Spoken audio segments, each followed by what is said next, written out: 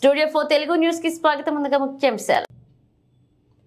భారతదేశంలోనే రెండవ అయోధ్యగా పేరుగాంచిన ఒంటిమిట్ట కోదండరామయ్య సన్నిధిలో రాష్ట్ర సమాచార కమిషనర్ చావలి సునీల్ వైఎస్ఆర్ జిల్లాలోని ఒంటిమిట్ట కోదండరామయ్యను శనివారం ఉదయం రాష్ట్ర సమాచార కమిషనర్ చావలి సునీల్ దర్శించుకున్నారు.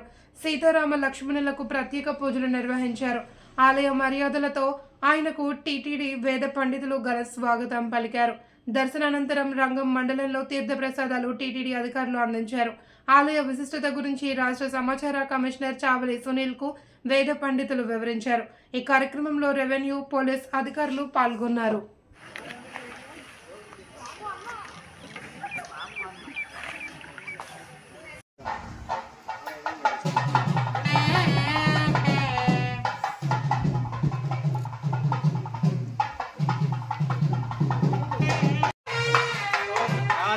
राजाय प्रसख्य साहिने नमो वयं वै श्रवणाय कुर्महे समेत